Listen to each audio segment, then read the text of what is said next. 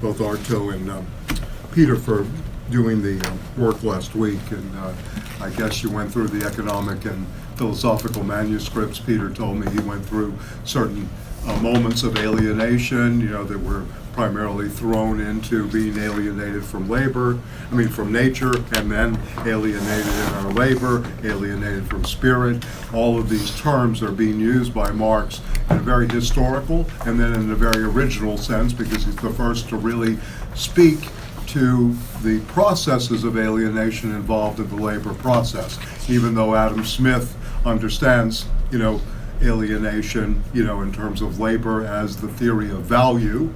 As we move forward, Marx is actually reworking this in the economic manuscripts to mean much more. I put up some of the key German terms. This is coming from a lot of research, as well as, some history. So, Entfremdung, which Marx uses, literally means to estrange, and interchangeably a lot of translators have used this as alienation, to be an alienated, but it really means estranged labor, right? That somehow the product, sometimes the product or the process itself is an estranging process.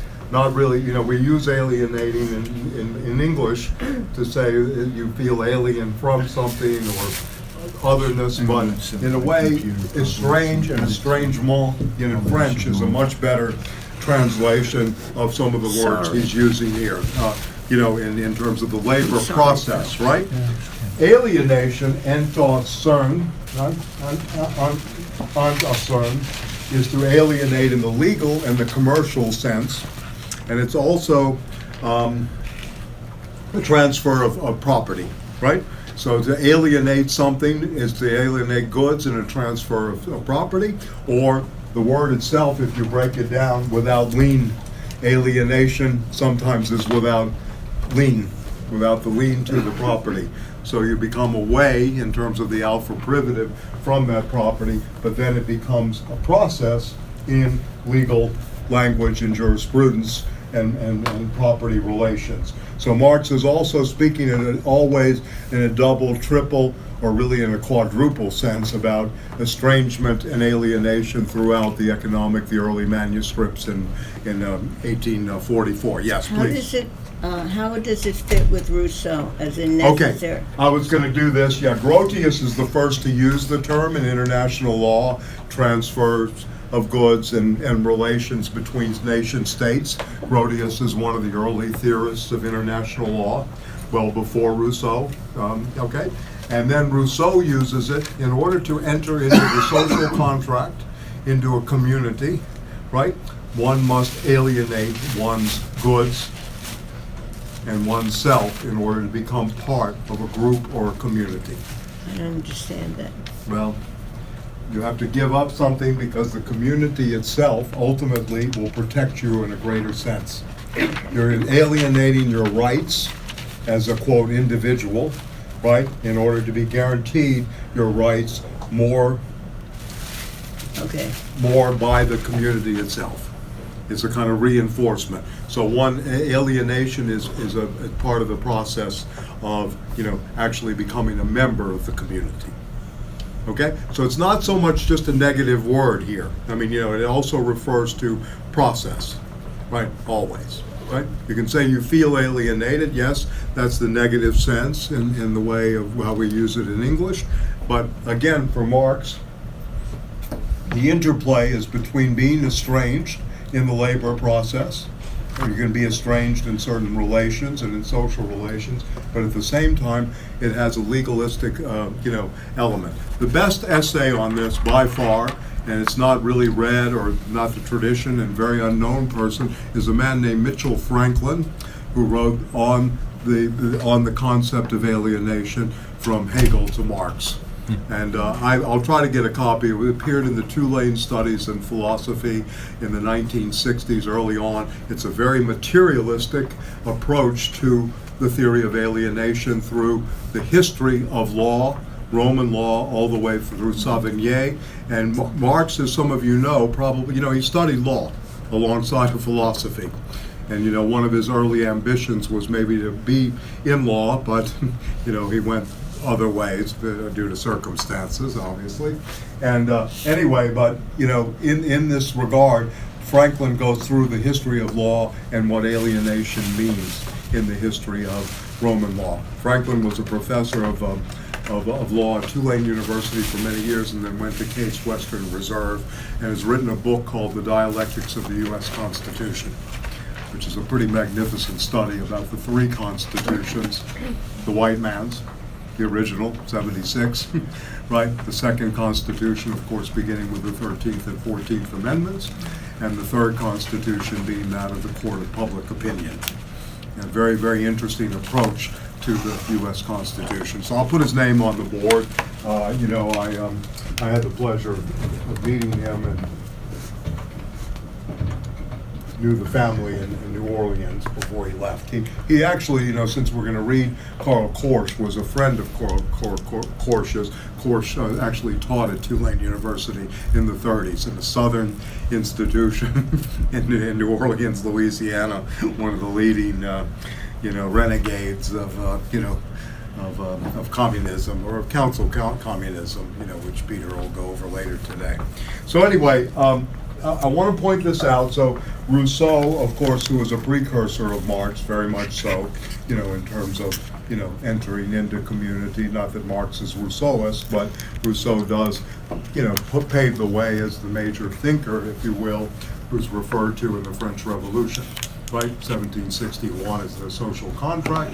Robespierre, Saint-Just, Desmoulins, all of these people are reading the social contract extremely actively, and this is a way of getting rid of divine right, and going back to, the Declaration of the Rights of Man. So very important for Marx vis-a-vis the French Revolution. Also very, very crucial to Kant, who basically lost his way on his daily walk after he had read Rousseau's social contract. Was very taken by this. And also, of course, by Hegel. So these are all, obviously a major figure in terms of influence going forward. So, but a very different notion, because Rousseau never really put this into the labor process, the alienated laborers, right? Yeah, or the estranged labor that goes on. So really what I'm asking is that there are multiple levels of meaning here that we should, be aware of in the economic and philosophical manuscripts. And then the other thing, we have a tendency to say the essence of something, and the German, usually the Wesen, is translated as essence of something, and we have this distinction that goes on between essence and appearance, throughout the Marxist tradition from, the 20s period all the way to the present, and of course today the essentializing tendency. Wesen is a very active verb in German. Again, it's the opposite to any kind of fixed core. There's no dogma attached to this. You cannot say identity politics would come out of Wesen in the German sense, right? It's active. It has a strong element of becoming and not a fixed essence ever. It's very active, and it's also can be referred to, when you say Wesen in German, to an aggregate or a group. A Wesen becomes an aggregate or a group in this way. So anyway, and then the other thing, and I don't know how much they did on the critique of the Hegelian dialectic, but the crucial methodological moment, the method in Hegel, is always dependent on the Aufhebung, right? Which means literally to raise up, to lift up, to put into relief, or to sublate. Many different translations. One would be the process of retaining something, but overcoming it, right? And moving on. So it's a synthetic moment, but it still stays with some of what's being retained from the past. So there's a residue always in this process, always a residue. If some of you have read with me, or maybe on your own, the Anti-Oedipus of Deleuze and Guattari, this is a work that is very anti-Hegelian, and the Althuserians don't like this either, in a sense, this kind of methodological principle. But for our purposes, Lukacs, Korsch, Lenin, all of the earlier, figures in the Marxist philosophical tradition are really still using the Offhead mode, in terms of a synthetic activity. This works like a spiral. You're basically leaving a residue, right? But you're lifting it to a higher plane. So if you think of a spiraling effect in the mind, this is how it is. And circles, concentric, circles are being opened up, new circles of meaning and new circles of inquiry, if you will. Okay? If that makes sense. The figure is really that of the spiral. So with the spiral, you revisit. You can revisit, yes. That's a symbol also used in like psychoanalysis. Yes. So it's your the same return sense. of the repressed in some ways as well. Yes. Yeah. You're retaining, you're suppressing, and you're lifting to a higher plane. And in that higher plane, you begin to see this kind of concentric, moment. How is that different from Hegelian dialectic? It is Hegelian dialectics. Yeah, this is what Marx is borrowing in the early Marx. The question for us, philosophically speaking, does this method still operate by the time of Capital? This is part of the debate that's going on. Does it? Certainly in the early Marx, nothing but Hegelian influence, all the way up until probably the Grundrisse.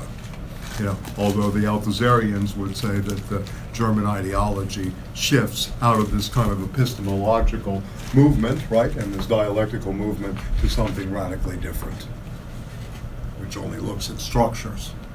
And you begin to only see structures at work, right? And, more of a structure than, this kind of movement of Wesen and Aufheben. Yep. So, anyway, we'll see this at work, I hope, later, but I want to attune you to this language because it's very, very important that methodologically Marx's method, the dialectical method, at this point is very highly indebted to Hegel. Even though he's critiquing the dialectic of Hegel, it's still very, very indebted to this methodological procedure of it, right? Okay. So, any questions or thoughts about this? I'm trying to attune us a little bit to the language, that Marx is using and where he was in 1844 with this stuff. This is still a very early period, a sketch, if you will. He's reading Adam Smith, he's reading Ricardo, the two chief political economists during this time. At the same time, he's not, he's not really into the new language, if I could put it that way. He has not really gone beyond the new language. Adam Smith is the founder of the labor theory of value, contrary to many, many people. Adam Smith's Wealth of Nations, 1776, is also, a crucial book to read. And for those of you that know Giovanni Arrighi's work on the long 20th century and Adam Smith in Beijing, he is talking about China as, really a model of a market economy based on a humanistic model. He's kind of talking about this. This is why he uses Adam Smith, that maybe the return is not so much to, quote, the state or the transition, the dictatorship of the proletariat towards the state, and he's setting out the China model, if you will, as a futural model, for a market economy with a humanistic twist to it. I can see Mao rolling over in his grave, but at the same time, this is what, has occurred since obviously 1979, since the road to capitalism was taken by Deng Xiaoping, right? And we're almost 40 years into this. It's pretty amazing, right? Yeah. How time flies and how much is really there, and what we have to Since rethink she overthrew and the Gang of Four. Yes, or the Gang of Five. Remember, they used to, yeah, when she was put on trial, they would raise the 5 fingers. Yeah. Right. Mm-hmm. That painting was in my daughter's nursery. Oh my God. Cool. Yeah. We're Good. bad. So, anyway, Adam Smith, for example, said, landlord right has its origin in robbery. So this was not just a capitalist apologist, in a way. This was someone who really could think through things. He's not Marx, obviously, and I'm not making a case for Adam Smith. I'm just saying, to throw him off as a capitalist political economist only is really doing a disservice, both to Marx and the reading of Marx as it is to his thinking. Yes, please, David. Yeah. He also said that the wealth of the capitalist countries is dependent on the exploitation of. Yes, he had a third world. He already understood this very early on. Yes, colonialism, in other words. Yeah, very much so. Yeah, very much so. Yeah, and labor is the essence of value. He is the one who came up with the labor theory of value. It's not Marx. Marx elaborated on it more, and if you follow Anwar Sheikh's work, this is something that they really tried to mathematize the labor theory of value, whose book is downstairs, I think. I think they have it on the shelf, under his book. But anyway, Oregi's book's down there, too. Oregi's Long 20th Century, and Adam Smith and Beijing. Yeah, good, excellent. Okay, yeah. No, these are things certainly worth thinking about and worth going back to. Remember, this is a sketch that we read here to kind of ground us. The philosophical import, if you will, is Marx's relationship to Hegel, obviously, and to the methodological precepts of the Offhead book. Right?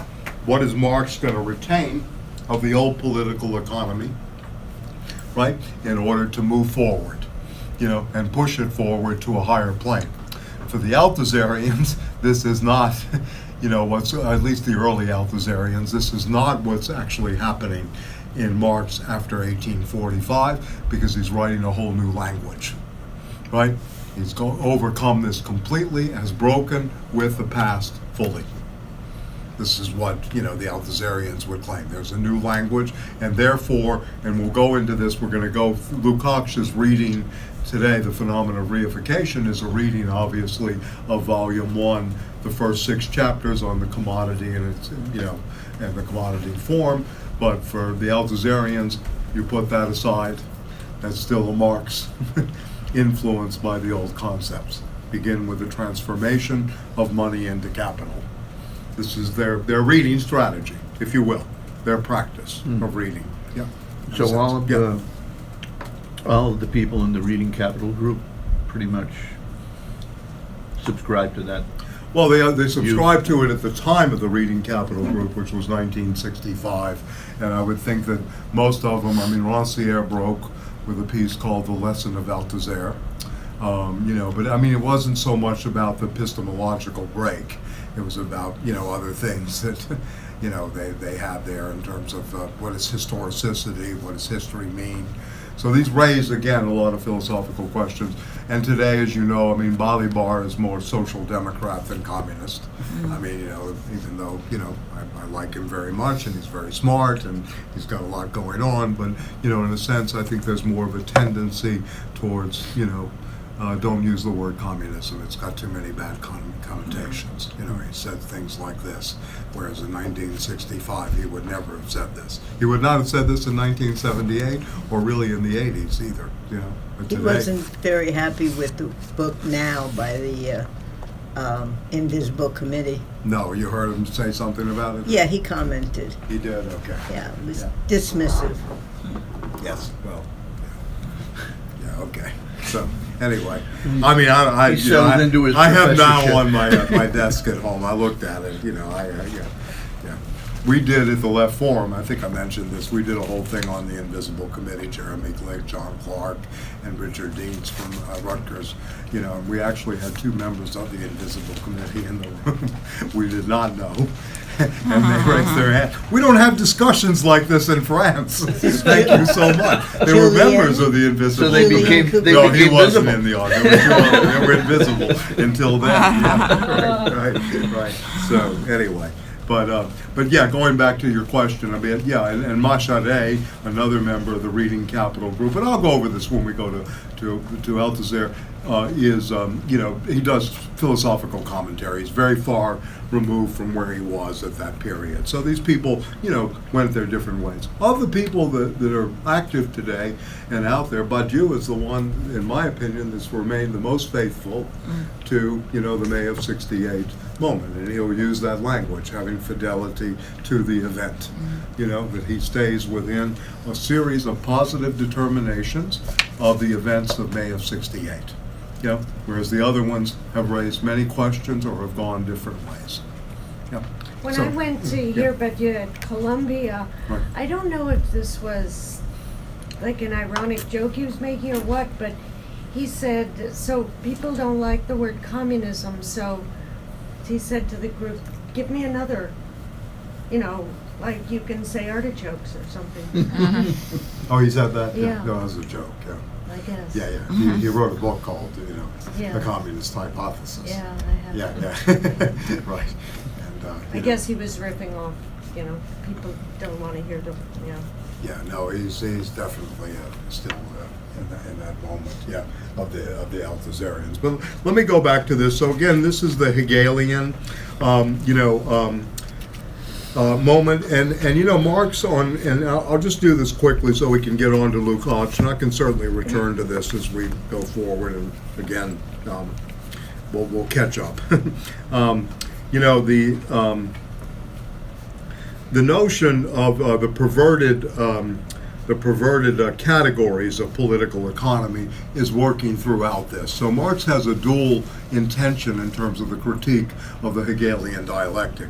One is to show the idealism in the dialectic, obviously, and the other one is to talk about the perverted concepts that political economy uses, such as rent and land, and how this is not done as an ensemble, as a Wesen, right? But it is done as a fixed reference point, right? Without looking at relationships, right? Without looking at relationships. So even though Smith will give us labor as the theory of value, he's not looking at this relationally to what's produced, who's producing it, levels of exploitation, etc., wages, and all of this. So he's actually talking about how political economy as a science, beginning with obviously Adam Ferguson to Smith to David Ricardo in England, has perverted certain concepts, right?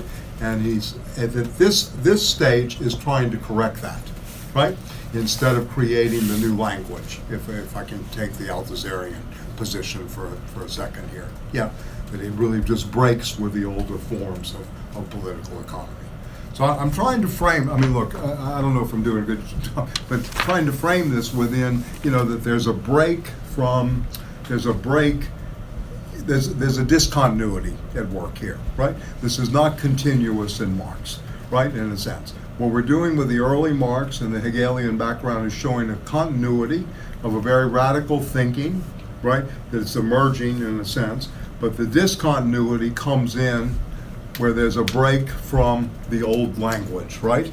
No longer does rent mean rent as it did in Ricardo, or are we just overcoming this? We're creating a whole new modern trinity, land, labor, and capital, right?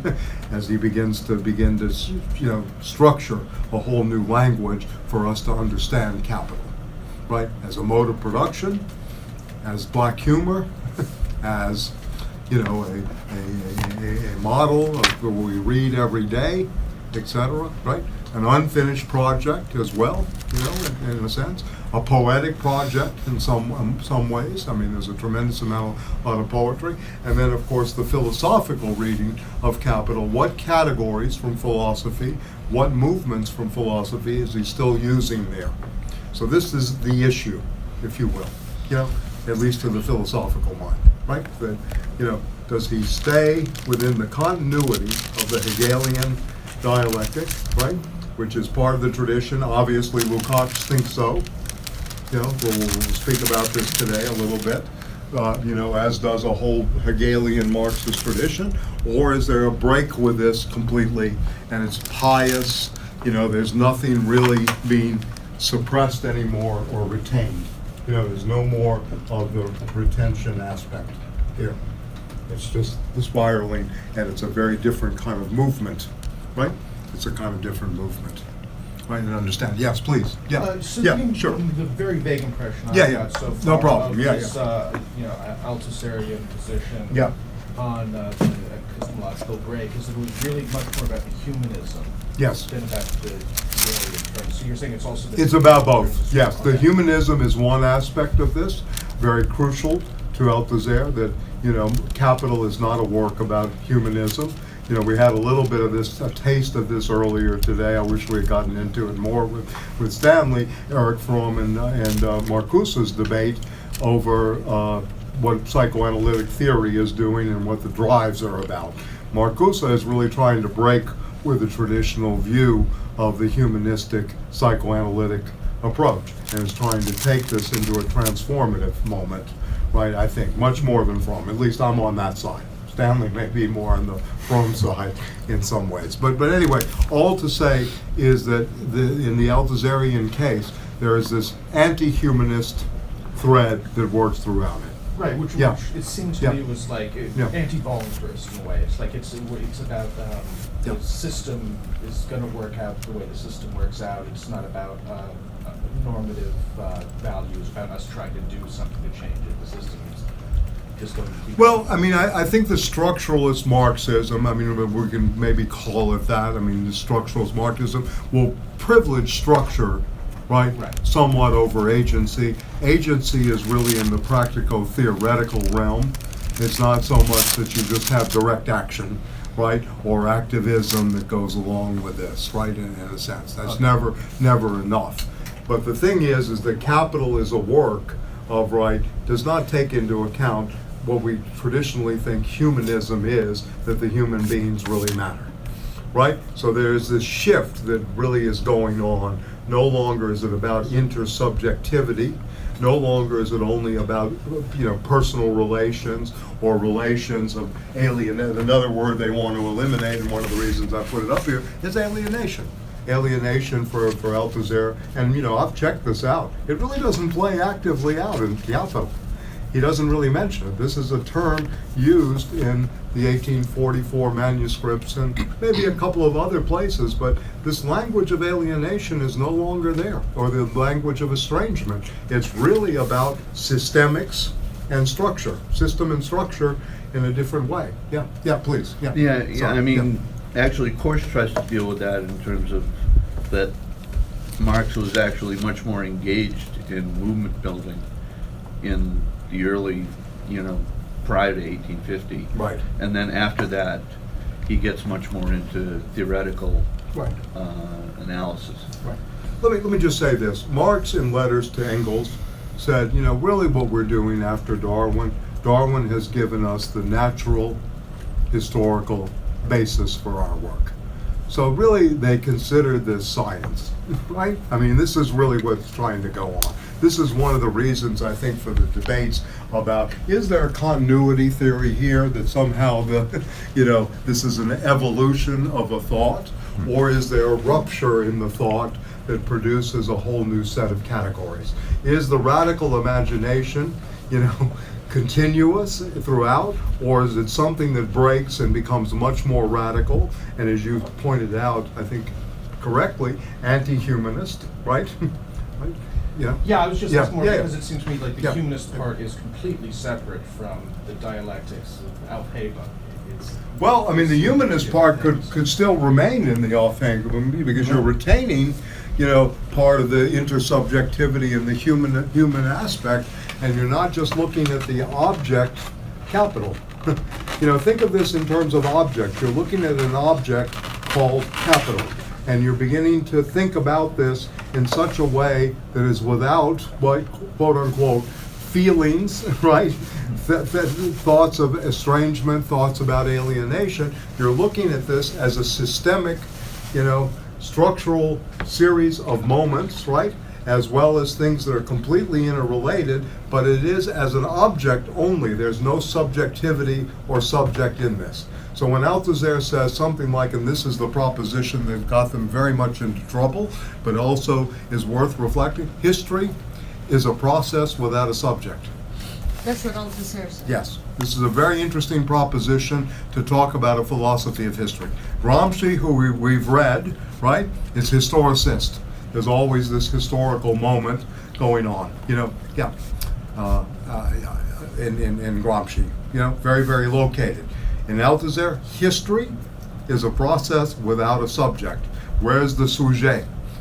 It really in some ways is only the object of capital that is under investigation. How do you date? Through changes in modes of production. Right? How do you engage in terms of, really understanding where we are? So if we're going to take an Althusserian approach, or this kind of approach to today, where the object is digitalization and, technological capital. This is what we would have to begin today to begin to understand this.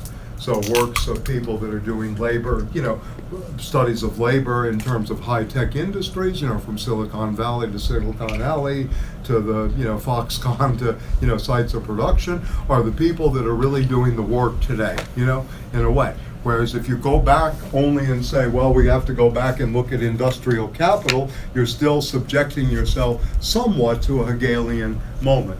Even though we have not overcome the industrial era, it's still worth showing this movement. The same thing with financialization. It took Marxists, look, Hilferding, in his arguments with Lenin, finance capital, was very much aware of the role of finance capital in 1914, as early as, as that period. However, not until recently has there been a fixation on what finance capital is about. This has all happened because of the Wall Street advance, from the Reagan years, really mostly through the Clinton years, now to the age of the derivative, look, for me, this is, look, I'm going way beyond where we are right now, but just to speculate, we need to get out of the circuit of M prime, right, into a new prime, a new thing of the derivative converted into money back into derivatives, or an MDM phase, if you will, maybe better put in terms of the first set of determinations. How does this work in the debtor global economy? What is the role of the derivative, and what is this new circuit of capital that we have to think? Now, there's nothing in this, the Offhead, that is going to allow us to be able to, grasp this. And I'm not saying I have the answers. I'm just saying that this is a speculation of where it's going. Some of the work, what's the guy who was at Santa Cruz, Bob Meisner.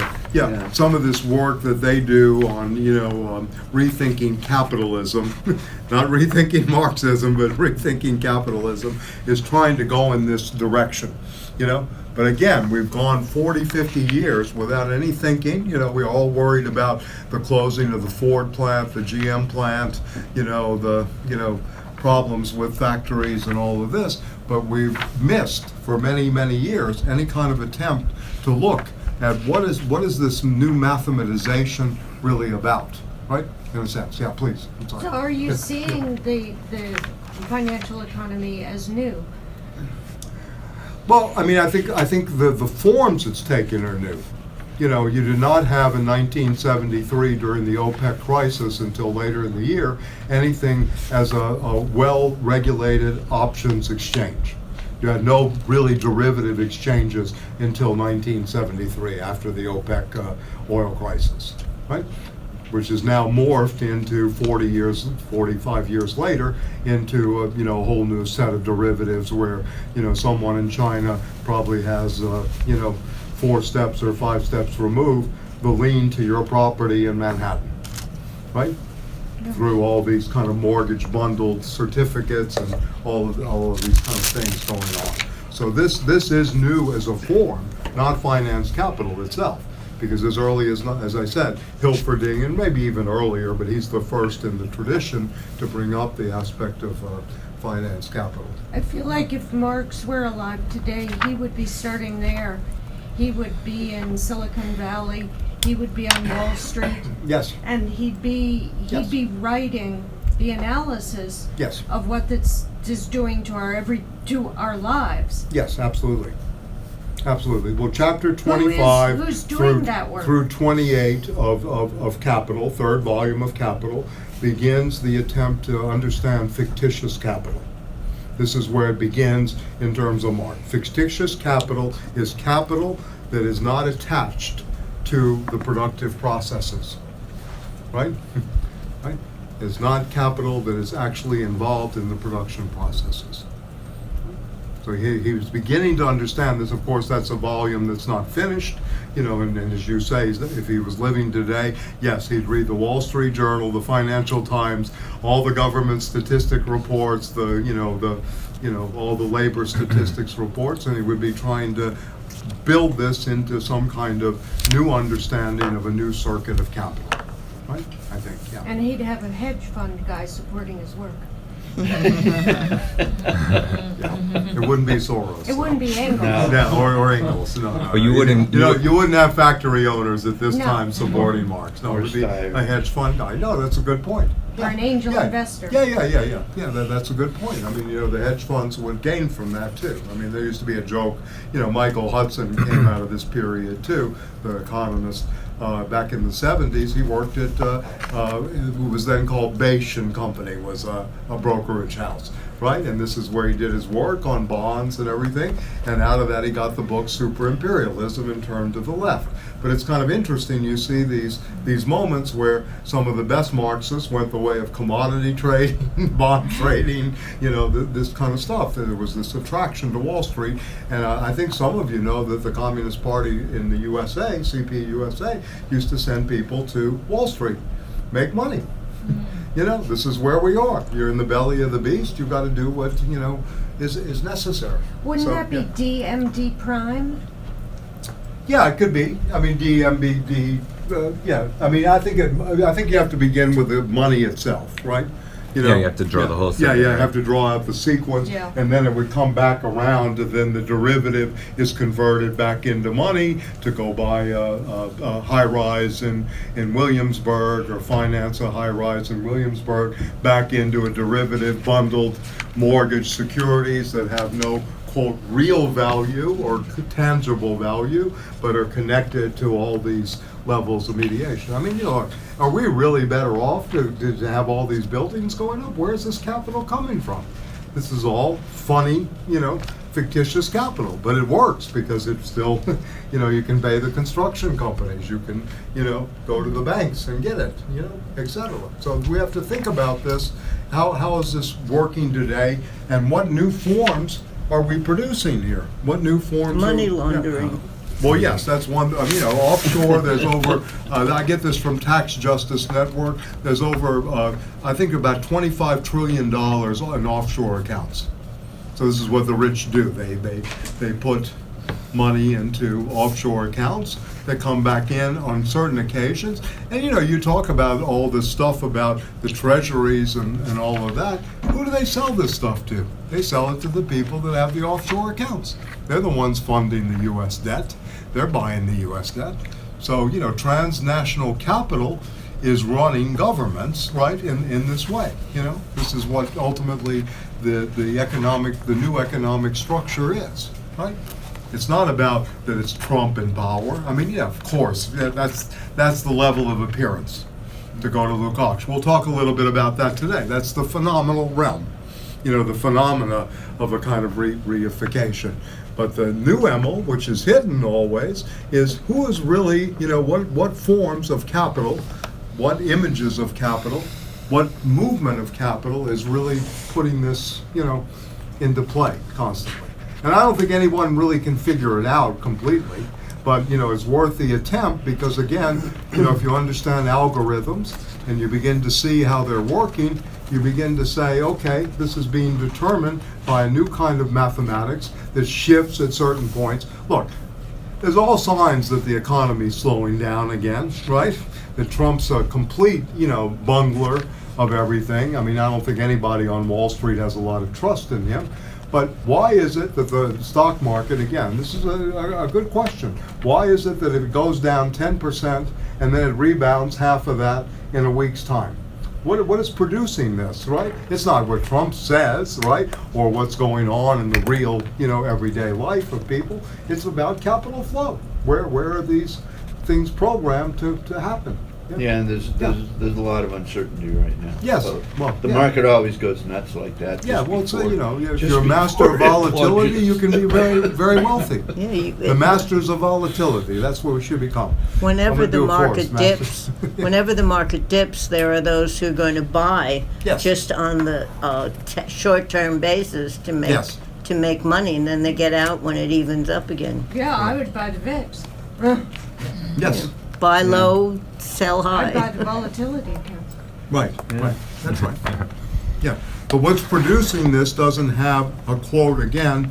To go back to the Hegelian moment, this requires a kind of completely new thinking, right? That the Hegelian method in terms of retention, you know, lifting to a higher plane, suppression and lifting to a higher plane doesn't allow for, because it's not so much Why? circular.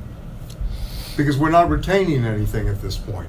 We're not using any models of the past to understand this. When you're buying, You need in- a whole new model to understand this. when you're buying in hedge funds and derivatives, there's no solid thing you're buying. There's no valuation. There's no processes. valuation, Yeah, there's that's no right. PE index, you're just buying on Right. options and futures, and that's what hedge funds are. It's moving Yes. pieces of paper Listen, around let- like money. That's right.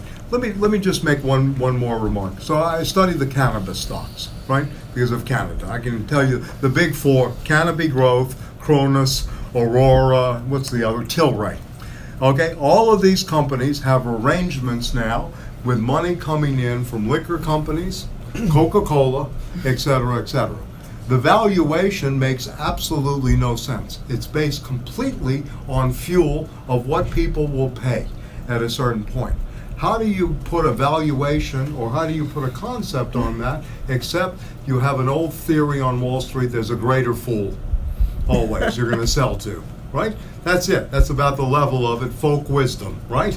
So we don't have again this kind of thing. I'm just making this point vis-a-vis, say, if Althusser's epistemological rupture or discontinuity, you know, opens up some possibility for us to rethink.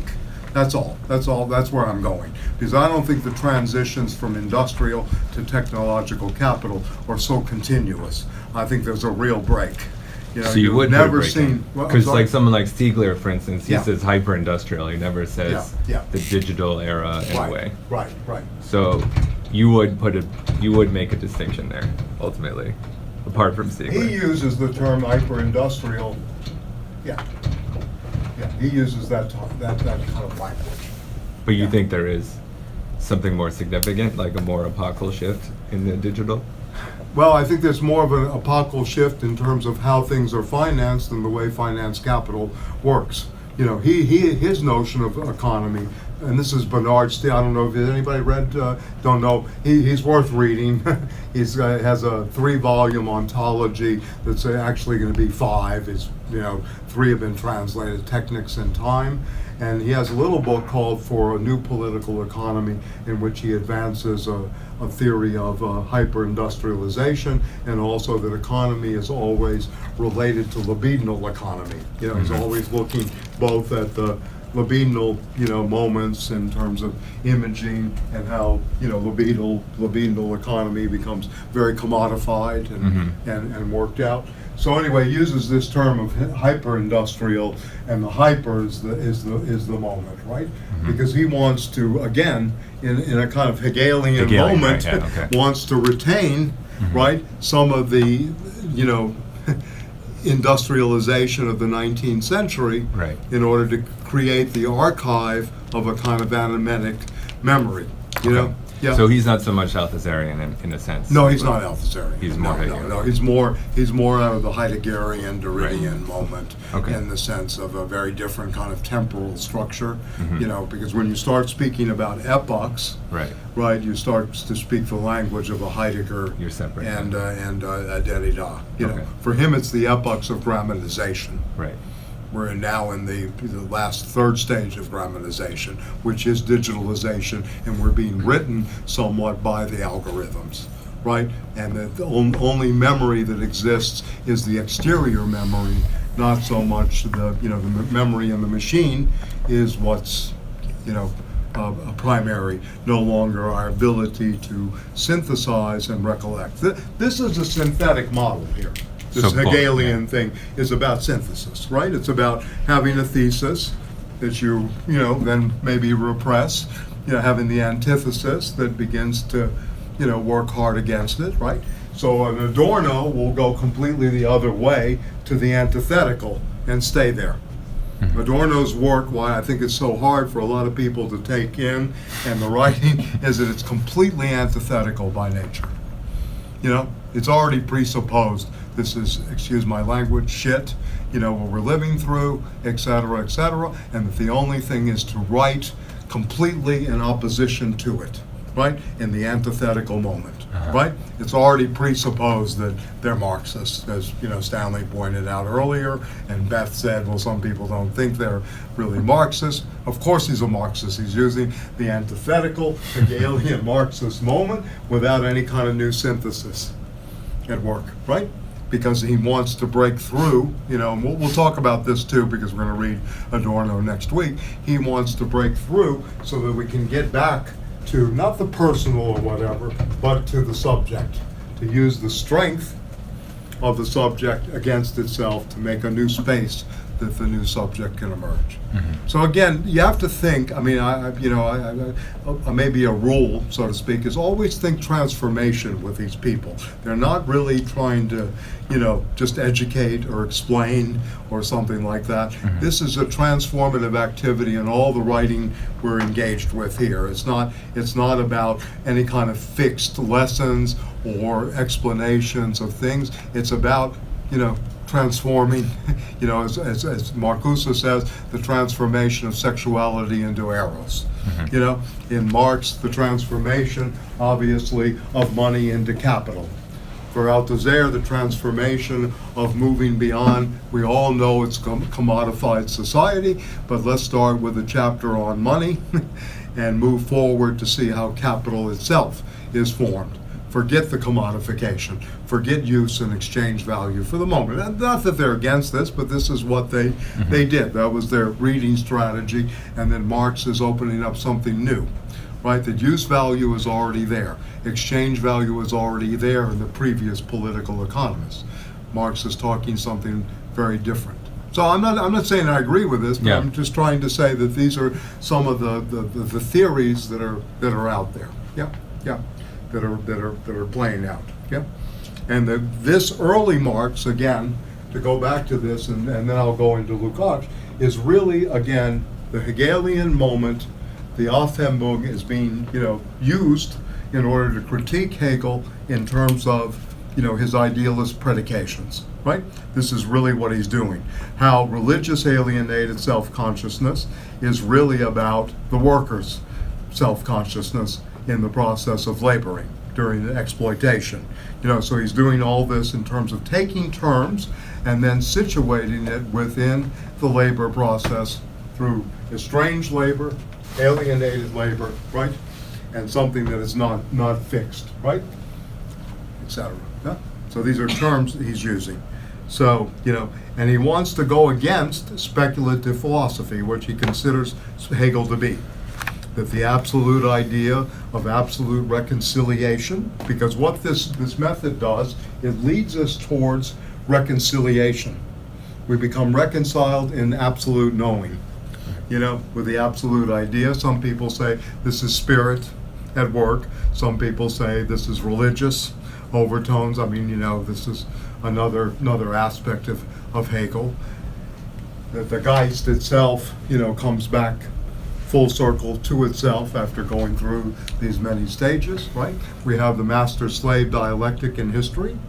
This is another thing. Lordship and bondage is really the correct translation, but a lot of people say master-slave. Now, if you're a Gramscian, you're going to say the master-slave dialectic. If you're reading Gramsci from today's point of view, you're going to agree with Susan Buck-Morss, who says this is basically about the Haitian Revolution.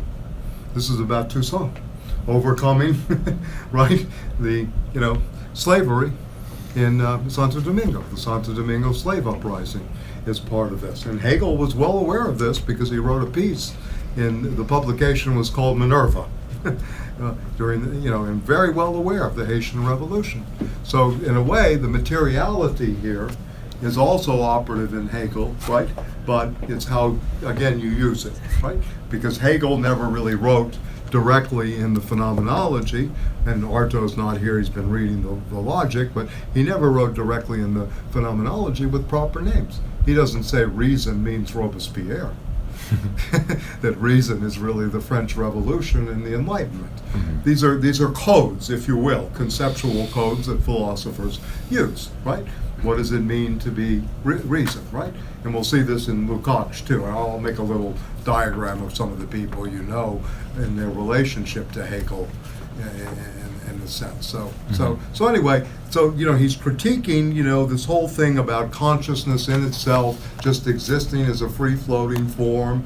He's going through these stages, Marx says, and critiquing it from the ground up. Right? This is what he's doing, and how these are formal and abstract categories versus that of becoming concrete to these levels, right, in everyday life, and especially in the labor process, in the worker process.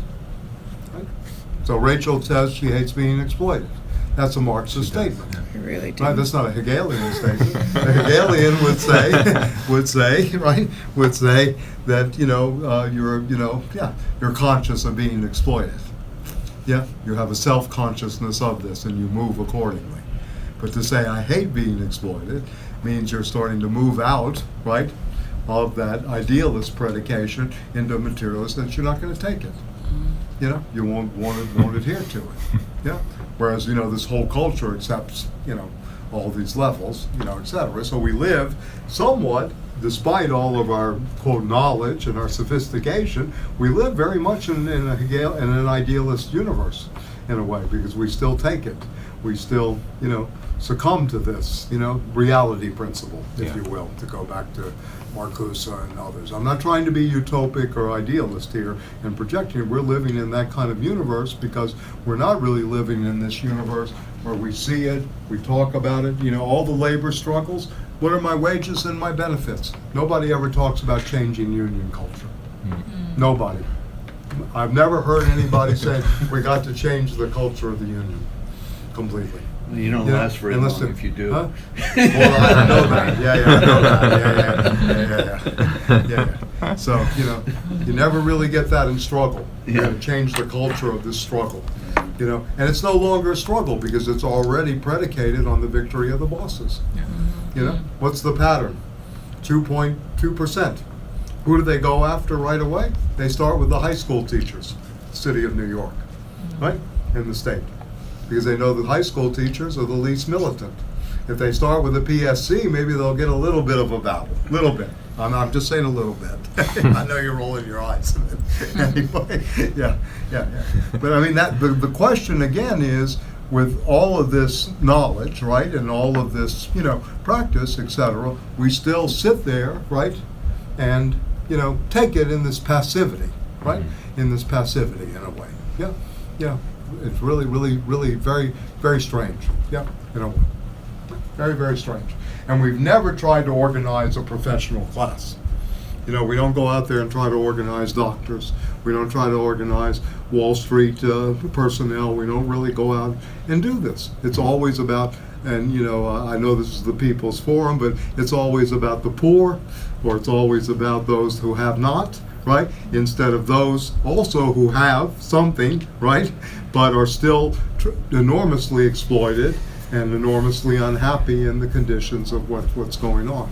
So anyway, good. Yeah, please. Yeah. Well, yeah. I mean, after the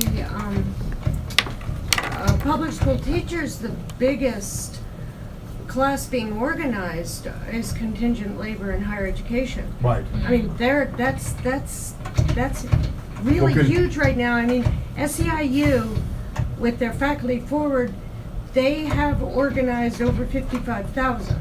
Right. Yeah. No, And that's that's good. a professional class. That's a professional class. Yeah. No, contingent labor is the major moment for, I think, agency. And they To me, to have my mind, yeah. organized rallies that they call Fight for 15, where they brought in fast food workers, and Fight for 15 Is that means- 15,000 per course? Yes, it does. Or $15 an hour? It means 15 an hour for the fast food Okay, I got workers. you. It should go to 15,000 per course. And for 15 contingent grand a labor. course. Right. Okay, good. 15 grand a course No, is a I good mean, starting that's point. aspirational, but that's Yeah. their demand. Right, good. Okay. Fight 15, for 15. 15K a course. Oh, good. Okay, good. Excellent. Okay, the 15 works in both ways. I think Okay. it's mostly marketing, but anyway. Well, yes, of course it's marketing. Yeah. SEIU, give me a, Yeah. But, yeah. So, yeah. But again, yeah, I'll make this point. Contingent labor, and Marx would call this, the reserve army, right? In some ways, is the major, recruiting ground for action at this point. In New York City, I would say that half of the employed are contingent, right? Between people in television production, cinematographers, photographers, etc., musicians, computer programmers, etc., etc., etc. And the left, in a way, and again, forgive me, but it's always, about, well, they're poor people in Appalachia, they're poor people in Mississippi. Yes, of course, we know this, right, in a sense, but are they gonna, so they're gonna march on Washington, right? We're gonna go on, we have a dream again, right? You need more force. This is another thing. And this is part of the Hegelianism that plagues the left. You're talking If this about worked, cross-class coalition. yeah, exactly. And A la Gramsci. yes, absolutely. And the left is still in this Hegelian moment when it has to retain, this worked in the 60s with civil rights, this worked, etc. Well, it's a very different framework now. No, the structure You got now guns is, pointed at people now from the right. Right? our whole Obviously. society is structured on precarity, Yes. which Right, is right. what they started with importing goods for factory work called just in time, Right. which was a Japanese Just in concept. time production. Yeah. Yes, Yeah. and now we are just in time in our precarity. Right. We're all Exactly. flexible labor now. We are all flexible labor now. We're all expendable. Yeah. Right. But I think I would argue that working class life has always been about insecurity, precarity, at will employment, short contracts. I think they, Well, I mean, it depends I mean, on what I we think- mean by working class, because there are people that worked in Ford plants of a previous generation that were able to have a fairly decent living, and go forward. I mean, of course, there was production consumption was part of the model of the Fordism, but that worked for 30, 35 years in a sense, right? And then with, problems, 60s and 70s, this was decimated. yeah, but right? who wasn't unionized back then? I mean, a lot. Yeah, that's true. I mean, when did black folks start getting the benefits of unionization? For about one hot second, and then it was taken away. Yeah, that's true, but I mean, you notice if you go into a government bureaucracy in the state of New York, half of the people there are people of color. Yeah, That's but there are one way of getting there are reasons for that. stifling activism too. We have a deprofessionalization Right. now that wasn't there before when you're talking about precarity. Right. Always being around, Right. precarity is grounded on a deprofessionalization. You no longer need to take classes, which everybody seems to be doing, in order to be qualified for a job. You're interchangeable right now. Actually, I heard an interview that precarious professionals can't better themselves or take classes because they never know what hours they're going to be scheduled. Yeah. They can't register. That's a good point. Well, that's another thing too, and then what classes you're taking. I mean, again, technology, and this is another thing about new concepts and new approaches, that everything changes so rapidly that the guy who's the expert programmer 2 or 3 years ago may be out of date now. This is planned obsolescence accelerated. We know the term from the 50s, right? But now it's accelerated tenfold in terms of knowledge base. So you always have to upgrade to the latest, advance in technology to be marketable, right? In a lot of ways, right? This is really what it's about. Yeah.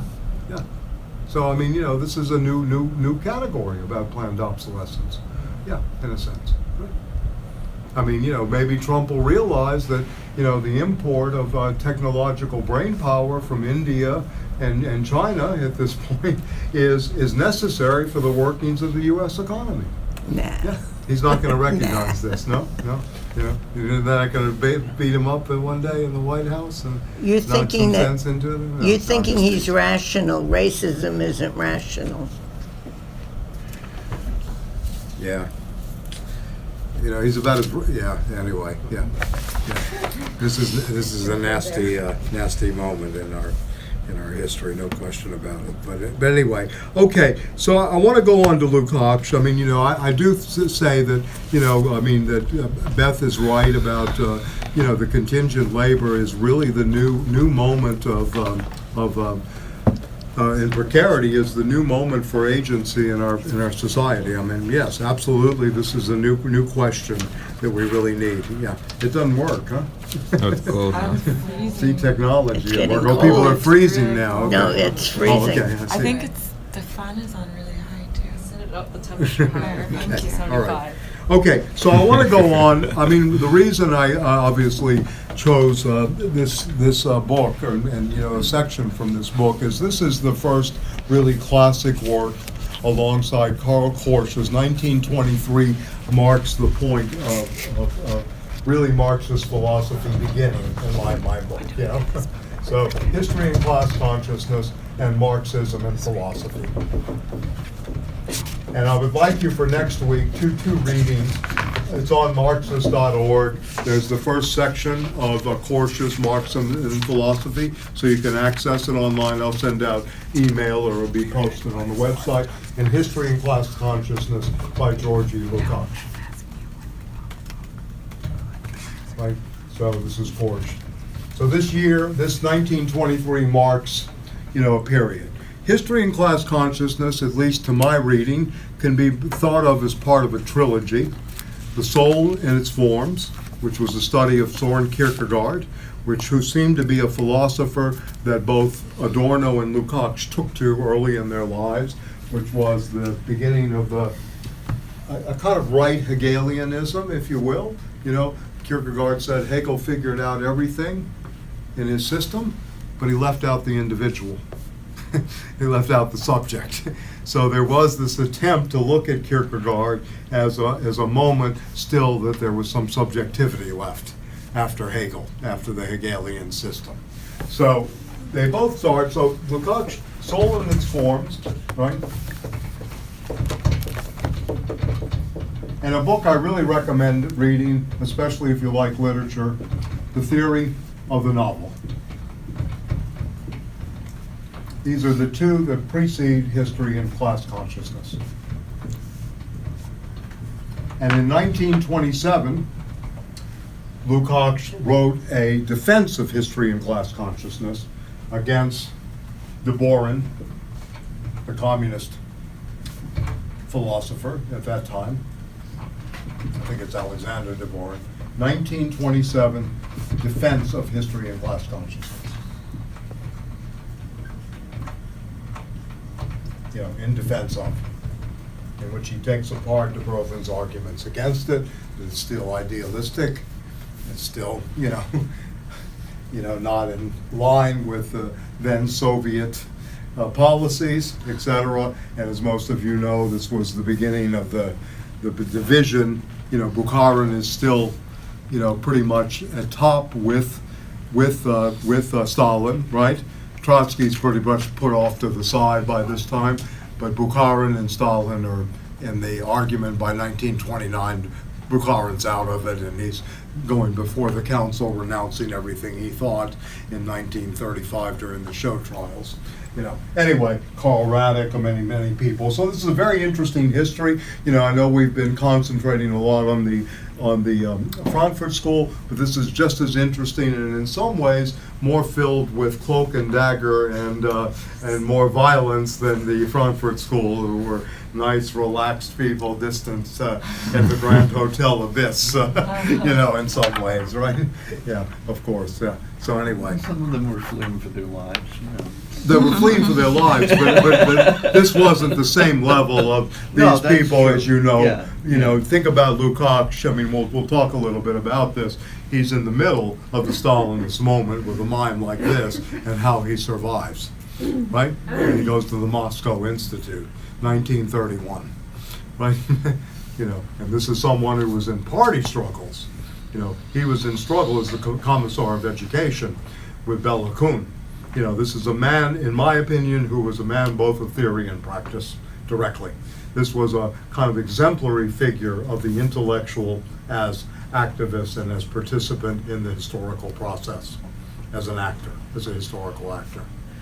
Yeah, in a way. So anyway, these are his things, and then he writes, and most of you, I mean, I'm sure all of you have the volume, he writes a preface to the 1967 denouncing this book in some ways, but also pointing out some of the positives. I would think after reading some of this book, you can go back and read that, but don't prejudice your reading by just reading the preface first. But the preface is very interesting about how he was influenced by Simmel, George Simmel, the sociologist, whose book on Schopenhauer and Nietzsche is very good. The Philosophy of Money is an extraordinary supplement to Das Kapital on the psychology of money, you know, that Marx really never talked about, you know, in terms of the psychology of what money really is, you know, psychologically.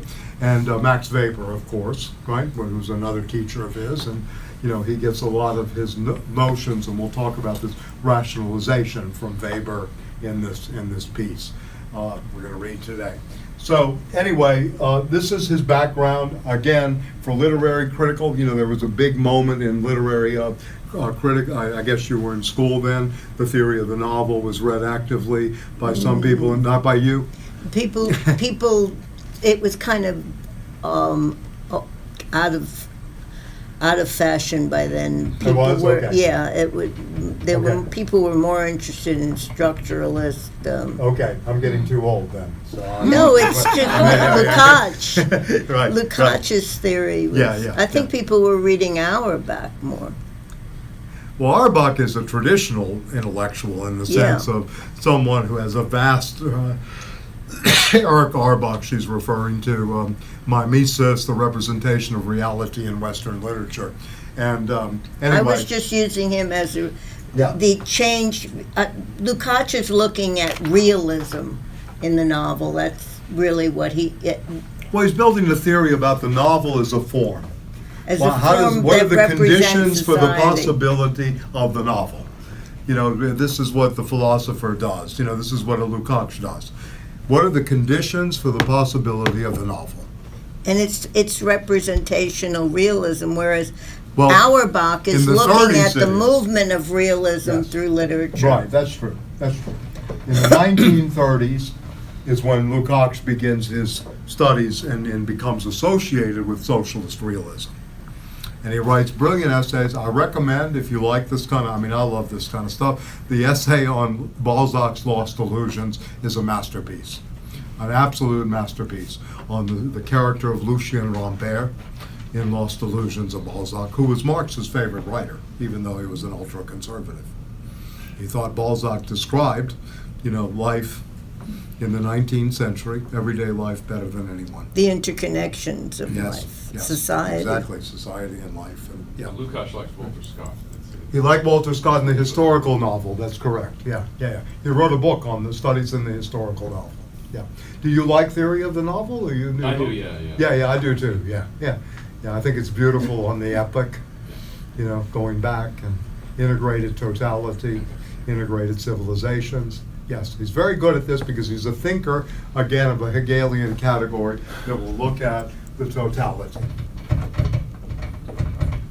We'll come back to this word too. Again, something that the Althuserians do not like, right? He breaks this into expressive and structural totality, but we'll flesh that out too. Yeah, this is another thing that the structural Marxists don't like about Lukacs, that he talks about the totality, but to Althusser it's only about the expressive totality, not a structural totality.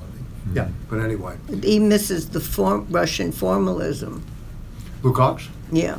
Yes, he does. He misses all of modernist literature, too. This is a problem. to a lot of us that like Kafka or Joyce or Beckett Joyce, yeah. or many experimentations in the novel. Yeah, I'm So- struggling through Robert Musil's Man Without Qualities? Yeah. which is really, really interesting in terms of. Well, this is all part of this period. Yeah. And again, I recommend another thing, I'm sorry to do this, but Karl Mannheim's The Problem of Generations. This was a great generation that produced Lukacs, Adorno, Benjamin, Horkheimer, Zimmel, et cetera, et cetera. We're still kind of in recovery, if you will, to kind of rethink where we are with these people, all of whom had, if they weren't quote unquote Marxists, right, or, very active readers of Marx, they certainly had tendencies that way. Right, very much so, right? So this is important to keep in mind. This was a great moment, the dissolution of the Austrian-Hungarian Empire. And what Vienna meant, what Berlin meant, and what Paris meant at the turn of the century. Yeah, and up until the, And then you have through the Jakobson. 1920s. Jakobson, which goes toward structure and form. Yes, in literary, you had Boris Eichenbaum, Elric, Bakhtin. Victor Elric. Well, Bakhtin wasn't so much a formalist. I mean, he came out of that moment, but he was much more dialogical Well, in that's a way. formalism. Yeah, well, if you want to look at it that way. Yeah, I want to Okay. look at it that way. Okay. Okay. All right. All right. All right.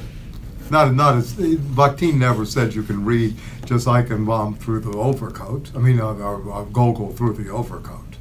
He had much more of a total view of things. It wasn't Like just the the formalism. Rabelaisian in the Rabelaisian marketplace. is, yes, of course. Dialogic was Dostoevsky. Yes. Yes. The dialogical imagination was operative in Dostoevsky, but we in English that don't know Russian can't pick up on all the dialogical interplays. Because supposedly it's in the language itself for Bakhtin. Yeah. But yeah, I hear you. Yeah, I can put him in that group. Eichenbaum. The person I like is Victor Shklovsky. And during the Stalinist purges, Shklovsky, everybody was asked when they were confronted, are you a student of Shklovsky's? Which meant you could either be sent to the Gulag or you'd lose your job, etc. So Victor Shklovsky was the main figure of the Russian formalists, at least of the Stalinists. Bakhtin was exiled. He used to put together his cigarette wrapping paper from his dissertation on Rabelais. He would cut little pieces of the paper so he could smoke cigarettes and use the wrapping paper. It's a true story. How did it come Well, down I mean, to he us? remembered when he finally got it. Yeah, of course. Yeah, memory has good aspects. Well, Arbach wrote Mimesis without books, basically, almost from memory. He wrote the representation of reality in Western literature. Yeah. Well, he had some books where he was Yeah, very staying with few. this In Istanbul. wealthy patron. In Istanbul. Small amount of books which he based the mimesis on was based on the books that were available, Yes. not because he chose them. Well, I mean, he took The some pretty Bible. good books. The Bible, Homer, Dante, right? Yeah. Yeah. Petrarch, he went through a lot of things. But anyway, okay. So let's go on. So again, this is a man, I want to just introduce Lukacs. This is one of the most significant minds of the 20th century. Certainly worth reading. He's totally out of favor. Nobody reads him anymore in an active way. He hasn't been present in the Marxist tradition. He's considered a dinosaur, in a way, a different epoch. I don't really think so. I think there's a lot to be gained here in terms of, re-understanding, the movement of the dialectic, etc. So anyway, also of his works, and I brought this to show you, he wrote an ontology, and this is the third volume on labor. The ontology was to begin with first a critique, if you will, of the present situation, chapter 1.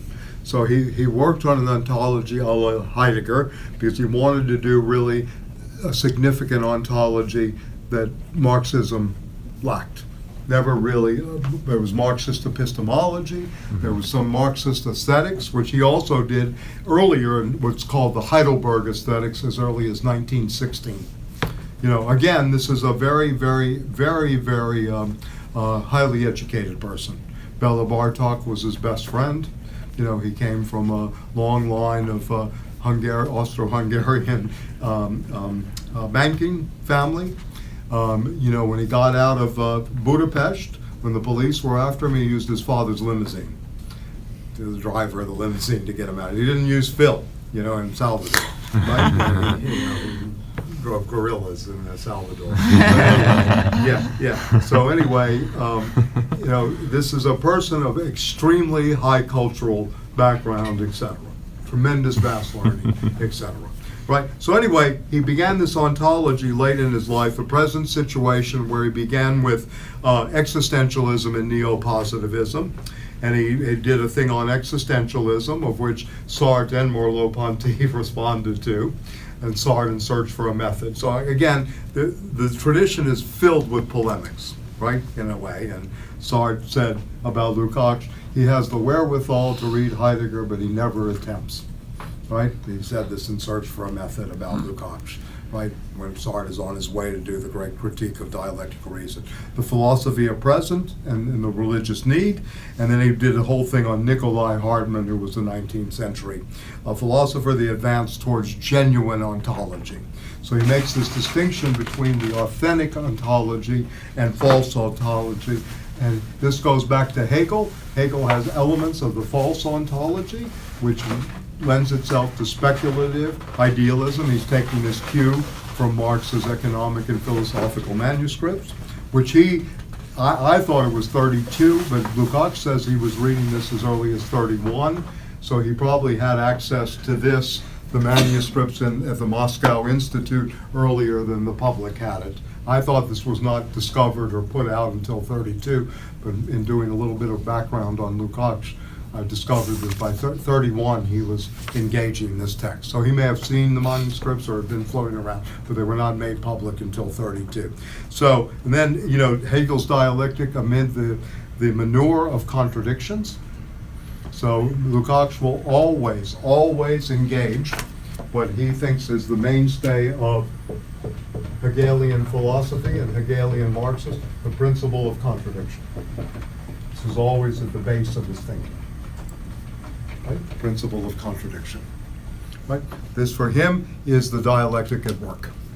Right? It's always based on the principle of contradiction. The other aspects of the dialectic, of course, are the negation of the negation, which is again a Hegelian strategy, and the transformation of quantity into quality, which is part of the measure of the dialectic going forward. Is that from Hegel, the quantity into quality? Yes, it is. It's all from Hegel, from the From logic. the contradiction. From the logic. Science yes. of logic. Science of logic as well as the phenomenology, but yes, it's articulated in the sections on measure, and of course the principle of contradiction in the science of logic. And most of you probably know the famous Lenin dictum, those who have not read the science of logic will not understand capital.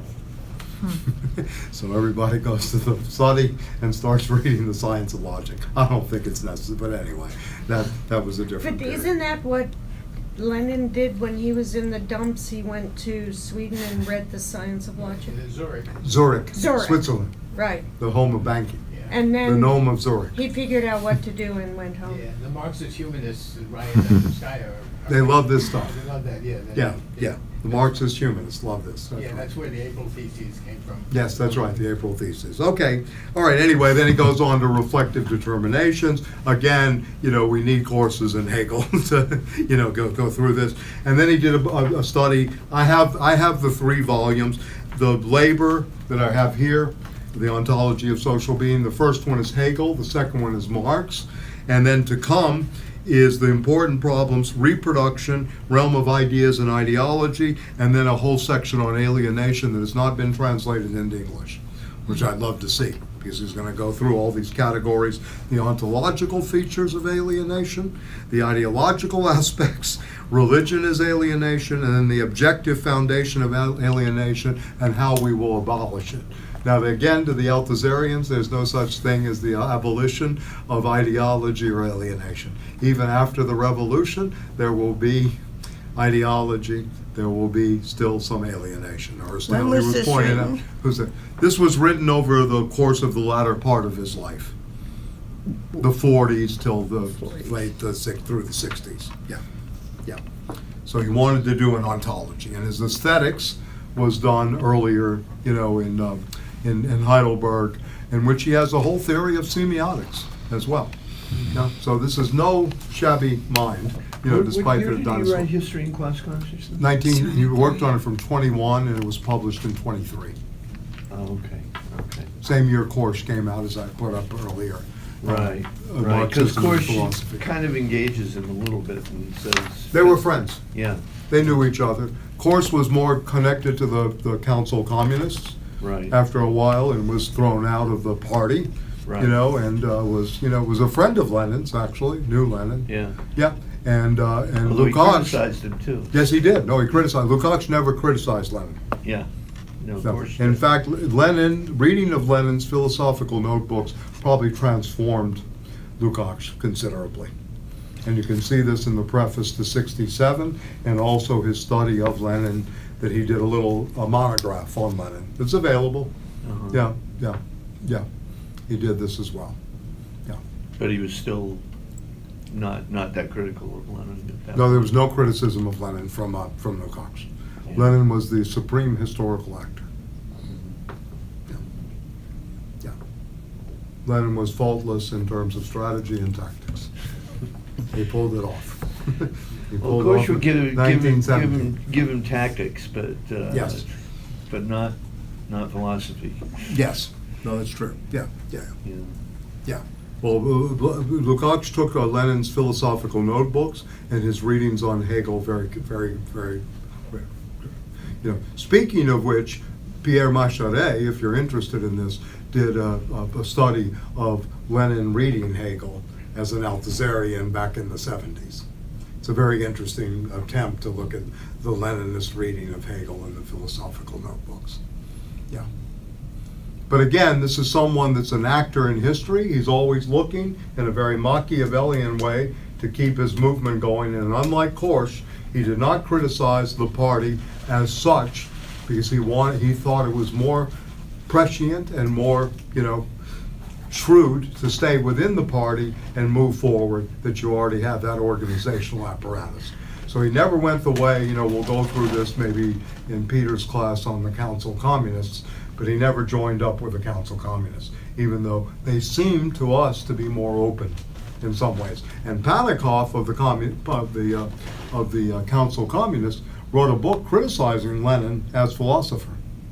The Dutch astronomer criticized his philosophical acumen.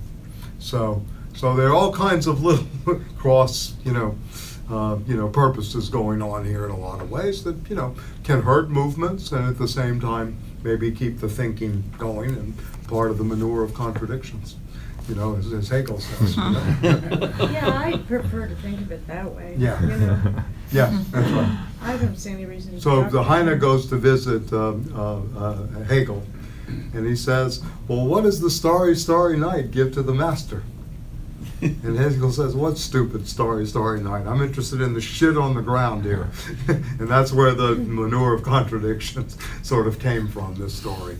You know, he's not really interested in the heavens or studying the heavens. He's interested in the groundwork. Yeah, in many ways. Hegel became very conservative. There's another study in someone that became somewhat reactionary, you know, after starting off with the Tree of Liberty. I don't know if you know the story, but again, look, we're kind of at a disadvantage here in the sense that we don't have extensive Kant, Hegel, you know, to Marx in the background here in this kind of vocabulary. But you know, he starts off, you know, in many ways trying to, if you will, how should I say this? You know, he's really trying to, Lukacs, that is trying to bring in all the synthetic forms of what goes on in Kant and Hegel in this essay.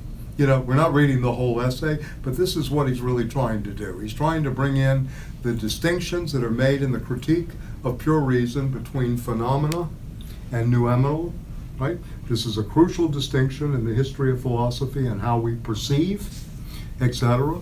It also has to do with the subject-object, ultimately.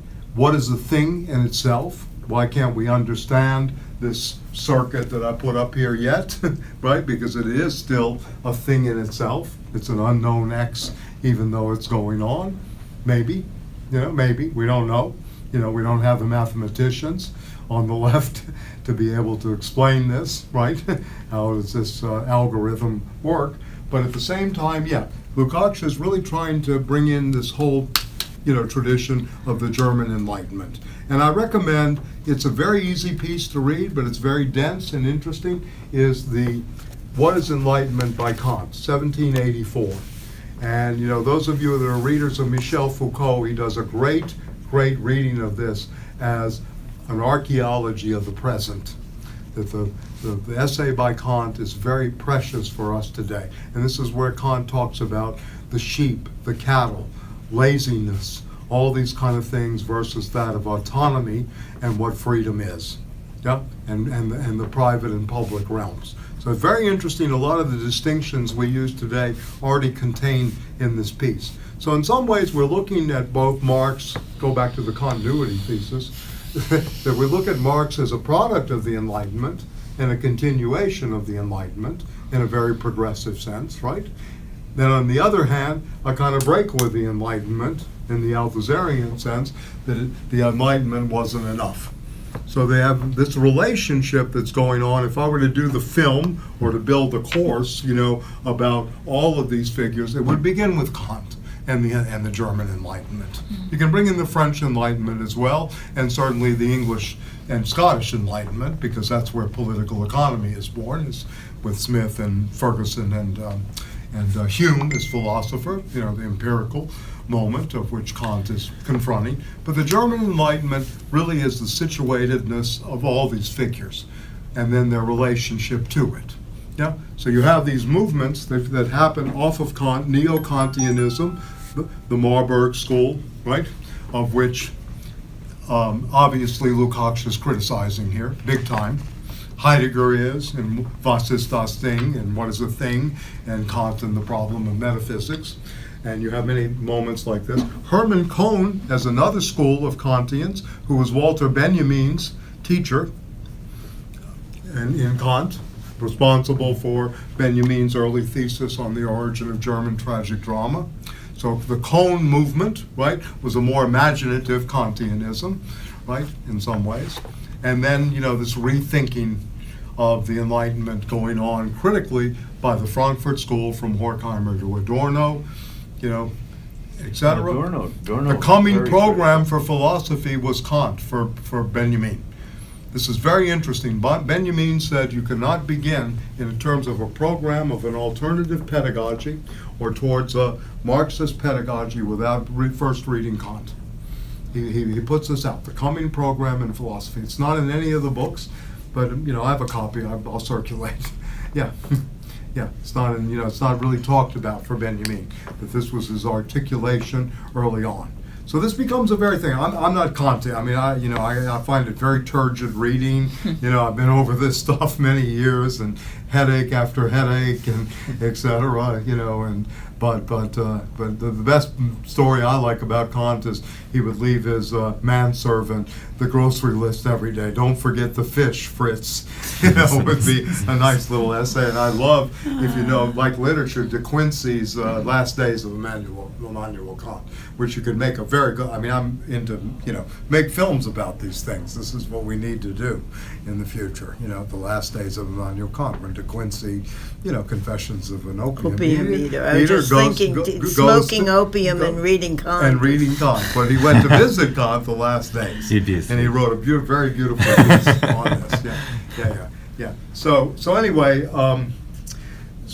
going back to this moment, so this relationship to the Enlightenment is happening to the Aufklärung, coming to the clearing is really the Aufklärung. You come to the clear. Klärung means the clearing. You've lifted up to the clearing itself in German. And, so you have Adorno and Horkheimer, great book, The Dialectic of Enlightenment, both for and against the Enlightenment. Heidegger, again, return to the Greeks, the Enlightenment's not enough, etc. the destruction of the Enlightenment by the Austrians. They can't stand the Enlightenment because it gave too many people rights, right? In a sense, they're against this kind of, all people are created equal, or the struggle for equality is one of the major forces of the modern political situation. So you have all these plays off of this that are playing out. Also the neo-positivists, who take up Kant in a different way, right? In terms of a new kind of certainty, in science and how this works. So this was a Copernican, Kant himself says this is a Copernican revolution in thinking. Complete shift, from the centricity of French rationalism and British empiricism, and an attempted synthesis between both of these. So again, Lukacs is very aware of this, right? And he, of all these thinkers we're reading this time, I mean maybe Korsch as well, is the one who kind of continues in the vein of a continuity in philosophy, seeing this as a history of arguments and overcoming, right, in the sublated form, in the Hegelian dialectical form. So methodologically, Lukacs is very much Hegelian Marxist. So maybe we'll go to the text for the last, 20, 25 minutes here. I'm sorry about the, I have many, many notes. Maybe I should do this for you real quickly. And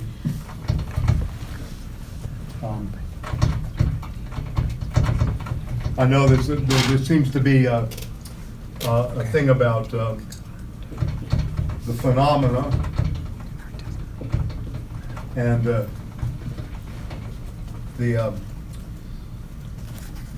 nouemal world, right? Between the phenomena and the nouemal. And one is, these are the a priori conditions that we never know.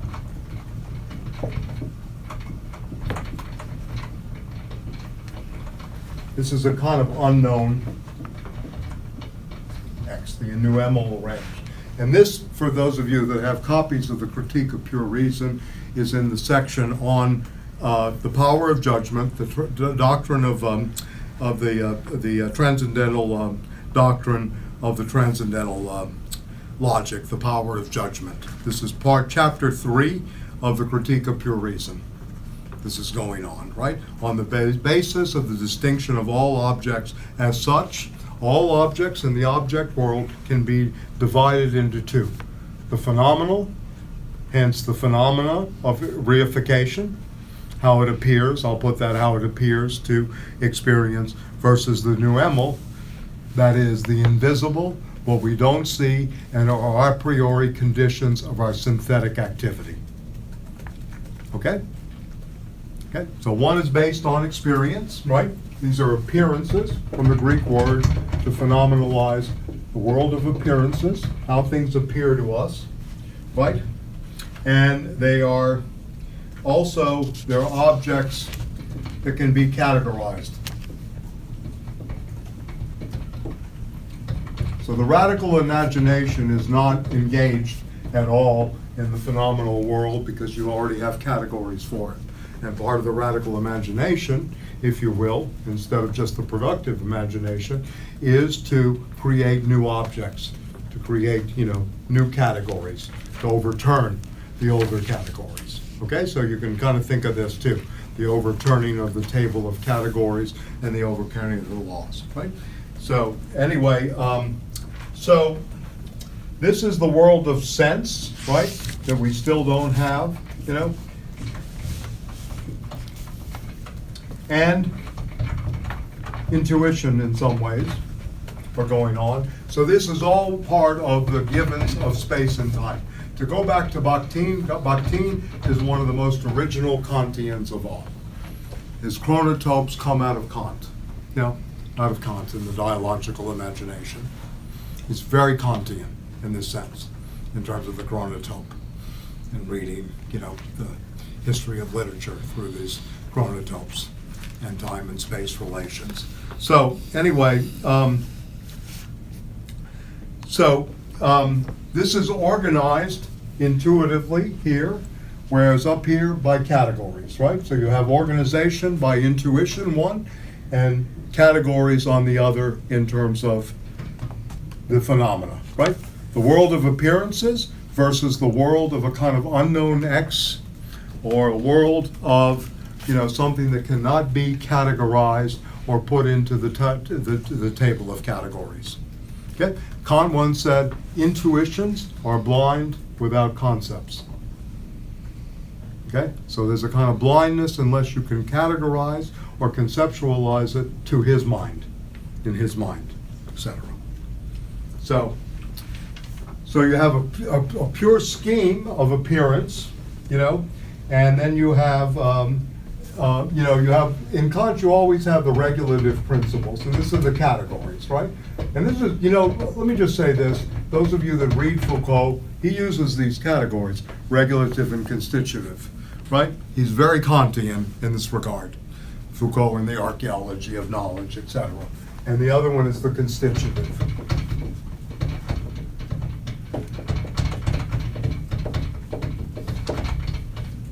Right? And this is, you have basically the regulative is dynamic, sets up the dynamic, whereas this one, and going back to this whole thing about we need new concepts, this is mathematical. So the constitutive now is part of a nouemal, right, that we're experiencing, that is purely mathematical intuition.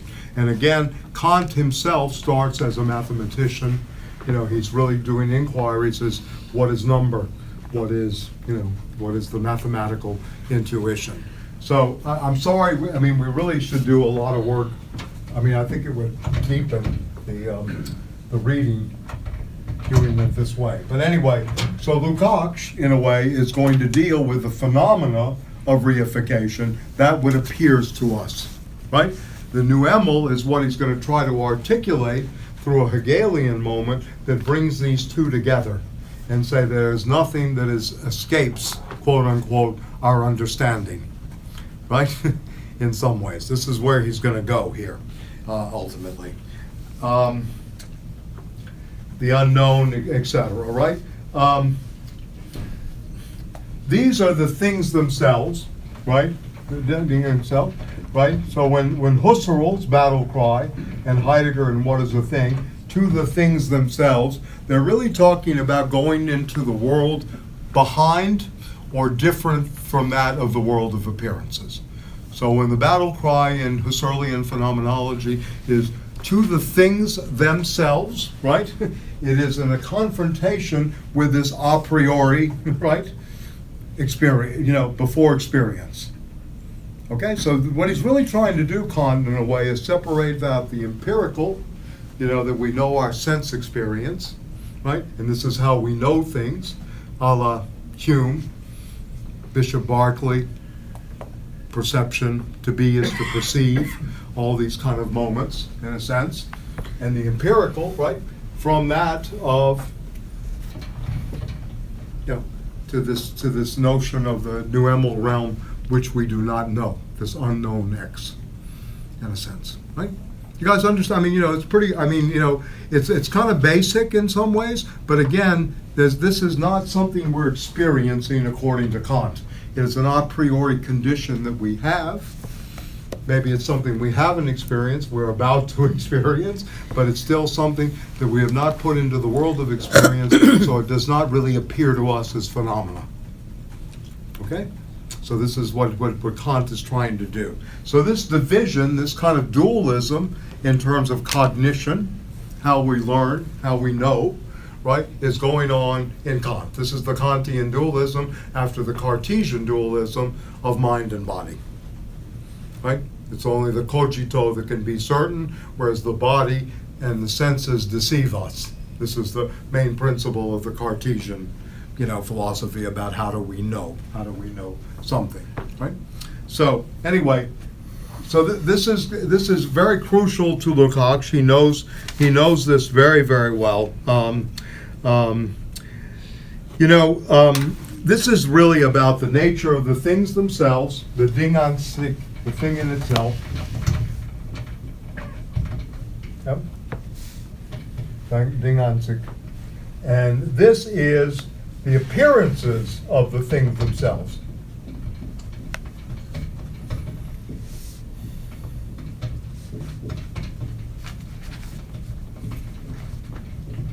So, I mean, maybe another language in Freudian terms, manifest and latent in some ways, right? Even though the latent can be made manifest by the therapeutic encounter, not so easy in the Kantian moment in terms of our processing of knowledge, our cognitive processing, right, in some ways. So this is the crucial term, appearances versus the a priori condition of the unknown, X. Okay, so we'll go on.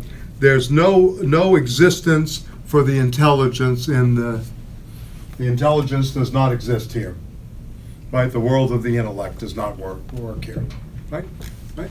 This is the a priori. This is a very complex problem in philosophy. If we don't have an experience of something, how do we know it, right? Or how is it there? What is this a priori that he's talking about? For him, the a priori is the moment of, this is the synthetic condition. You need an a priori to synthesize. So the 1 + 1 = 2 is part of the nouemal realm, though we have the world of appearances that tell us this is certain. And he uses examples of 2 + 3 in the critique. Maybe what I should do is give you the sections on this to further and understand. How many of you have the Critique of Pure Reason? Yeah, good, okay. Yeah. I mean, you know, it's very interesting how he does this. How do we know that 2 + 3 = 5? Dostoevsky throws this into question in Notes from the Underground, by the way. When he's the man of ressentiment, right? The underground man says, how do I know 2 + 2 = 4? Why doesn't it equal 5? And he goes on through this whole thing about the irrational, right, versus that of the rational. So we'll speak more to this. But anyway, how does this, you know, thing in itself become, you know, itself rounded to the world of appearances, right? In a sense, okay? So, Josh, you have any thoughts about this since you've read What is the Thing? And no? Or? Do I have thoughts about the Critique of Pure Reason? Yeah, no, not about the Critique of Pure Reason. Well, it's pure, remember? Yeah. That's why he's going here. That's why he's going to the nouemal. It's pure. It's pure. Yeah. It's incredibly difficult. I mean, it's an incredibly difficult text. Yeah. I mean, the Heidegger does a good job with his lectures of breaking this down and sort of mapping out the Cartesian moment, I think, and going back to Galileo, actually. Yes. Which I think is critical to sort of understand it, ultimately. Yes. Where it's coming from. The literal Copernican revolution before the Copernican revolution takes place in the mind, in our cognitive processes, But after that, it gets pretty hard. Okay, all right. Well, we'll try to read in between the lines. In a nutshell, pretty hard. Okay. I always thought it was turgid was my adjective. But anyway. All right. Well, why don't we go to the text for a few minutes before Peter gets here, and we'll pick up with this next week. But I'll send out the reading. It'll be easier next week. Why Still Philosophy from Adorno, which is in Critical Models. Oh, wait. Yeah. Okay. Say again. Why Still Philosophy? This is pages 5 through 18. Why in still? Critical Models. Why Still Philosophy? Not like a still life, but why still philosophy? And this is in the Critical Models, the 2005 edition. But it's on our website. The link is there. Josh is very good. Well, put the link there for us. So we have it available to us. And the second thing I'd like you to read is the Marxism in Philosophy of Korsch, the first chapter, which is on Marxist.org, archive.org, right? www.marxist.org. You can get the archives, right? Okay, and we'll situate that. Okay, so again, I mean, I have much more on the world of appearances versus the world of the nouemal X, but let's go on to the text for a few minutes. So Lukacs is this is a very long chapter. I'm only reading the phenomena of reification to get a sense of how he operates, but please feel free. Again, as Stanley said, we did 18 months on this book. I didn't do the 18 months. He did the time of the 18 months with Bertel Oman and Andrew Arto, Paul Picconi, and a few others back in the 70s when this first came out. This book hit like a like a lightning when it first came out in the 70s. I remember, I mean, I didn't encounter it until, I think, 76, 77.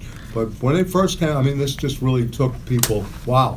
And Michael Harrington of Social Democratic fame, of DSA, was actually the first translator of the first essay here, What is Orthodox Marxism? That was published in I forgot the journal. It was published in one of the journals. It may have been Telos or whatever. But Harrington was the first translator of this from German, right? But this is the full text of the collection of essays that Lukacs wanted, including And where are the you preface. reading from? I'm reading in this What text page? from pages 83 to 110, which is the classic essay, Reification and the Consciousness of the Proletariat. What I'm interested in here for us, without burdening us for 18 months, is the phenomenon of reification. Yeah. And speaking of reification, since you have a background in literary criticism, Ogden, of Ogden and Richards fame, The Meaning of Meaning, translated a book on reification called The Philosophy of As If. Who wrote that? Kurt Vonnegut. Who? Vonnegut. Vonnegut. Yeah. V-A, I think it's V-A-N-H-I-G-E-R, Vonnegut. I'll bring it in. I think I have a copy here in New York. I don't think it's in Montreal. Yeah. Yeah. Kurt Vonnegut, The Philosophy of As If. All right. Let's go to the phenomenon of reification. Okay, so Lukacs begins here, and this is the interesting thing about him. This is a commentary, if you will, on the first six sections of Part 1 of Capital on the commodity form.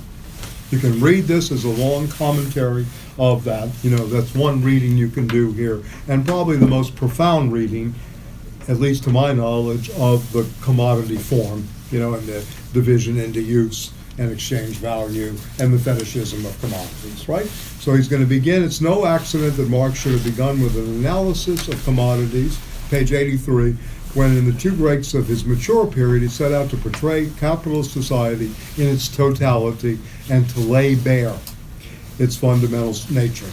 For at this stage in the history of mankind, there's no problem that does not ultimately lead back to that question, and no solution that cannot be found in the solution to the riddle of the commodity structure.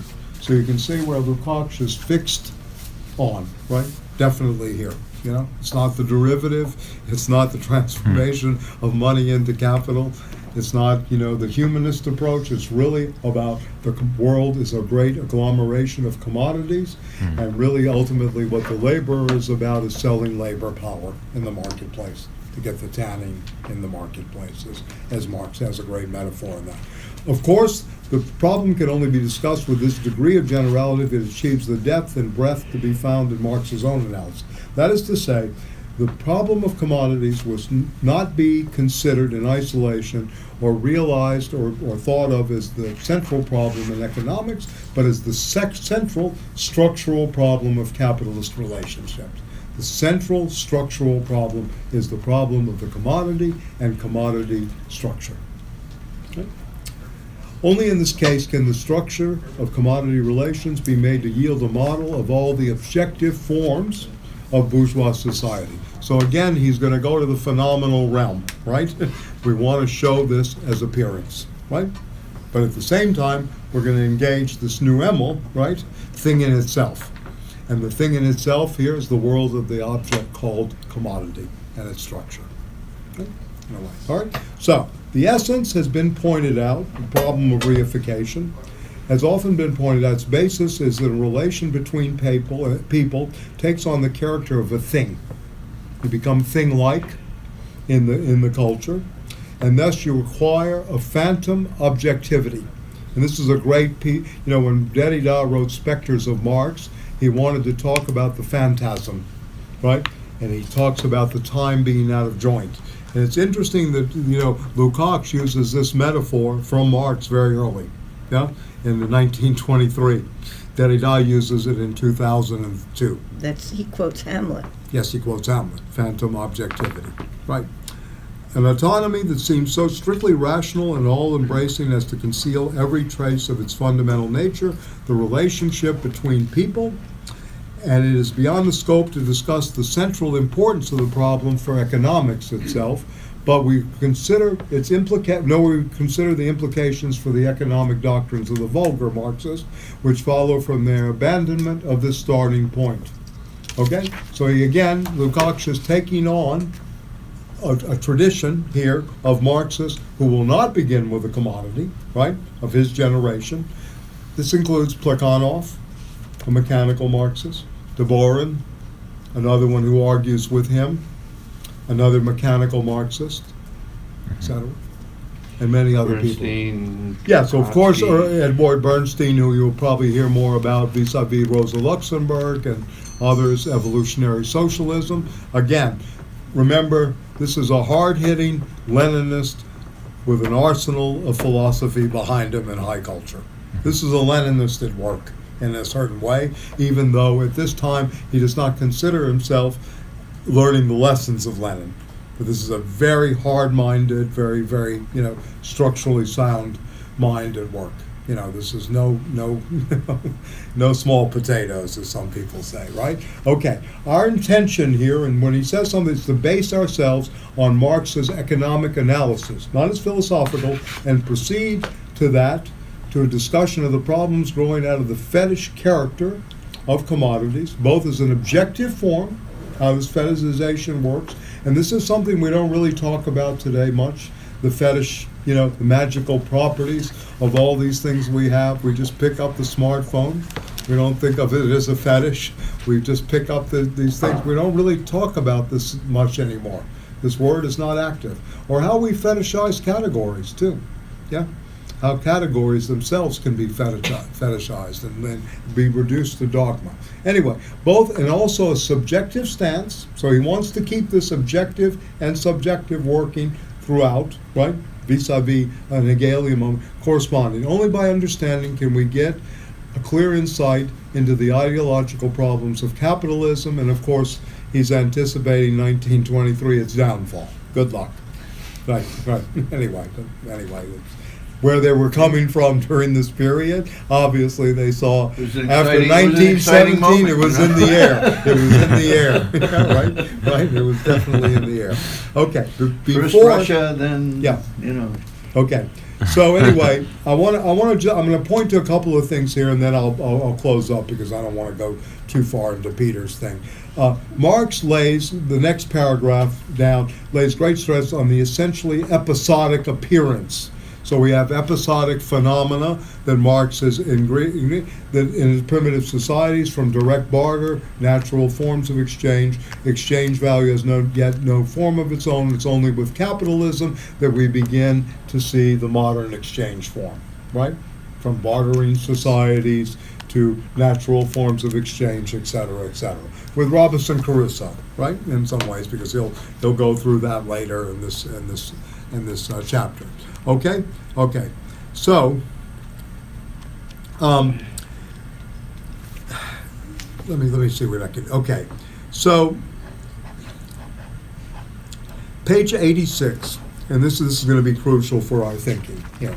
The commodity, second paragraph, and I think everybody has the same edition. I don't have to, tell you what exactly where it is in the text. The commodity can only be understood in its undistorted essence when it becomes the universal category of society as a whole. We live in a commodity society. This is a universal for Lukacs. Yes. Only in this context is the reification produced by commodity relations. So reification, its phenomena, is produced by the commodification of the world and the universal category of society. Reification is part of an effect of this, and assume decisive importance both for the objective evolution of society and the stance adopted by men towards it. Only does the commodity then become crucial to the subjugation of men's consciousness to the forms in which this reification finds expression. How do we get so jaded? How do we become so distorted? How does this happen in this universal form of our society? Commodification. And for the attempts to comprehend the process or to rebel against its disastrous effect and liberate themselves from servitude to the second nature so created. Okay? How is this second nature really created? Right? In a sense. How do we get into this reflex action in a certain way? And how, we're working on a project, some of us in the Institute on Techniques of Servitude, which is a course we did about three semesters ago. But, really trying to talk about how does this servitude keep playing out, and commodification may be one aspect of that. I think it goes deeper than that, but anyway. Okay, so then Marx, right? We get the first definition of reification. It comes from Marx himself, page 86. The basic phenomena of reification is followed. A commodity is therefore a mysterious thing. Simply because it's in the social character of men's labor, appears to them as an objective character stamped upon the product of that labor, because the relation of the producers to the sum total of their own labor is presented to them as a social relation existing not between themselves, not intersubjectivity, but between the products of their labor. The products of their labor, not your intersubjective or interpersonal relations. That is the reason why the products of labor become commodities. Social things whose qualities are at the same time perceptible and imperceptible by the senses. There's an a priori, nouemal, I see. right? As well as a phenomenon, right? In this reification. It is only by a definite social relation between men that assumes in their ideas the fantastic form of the relation between things. What is crucial importance here is that because of this situation, a man's own activity, his own labor, becomes something objective and independent of him. The estranged labor that we see in the economic and philosophical manuscripts, alienated labor, if you want to call it that, as well, right? Independent of him, assuming that it controls him by virtue of an autonomy alien to man. The commodity structure itself dominates so much that it has created an alien nature or an alienation from nature, right? In that regard, okay? So, anyway, why don't we do this since people are coming in for Peter's class. Let's pick up with this next week.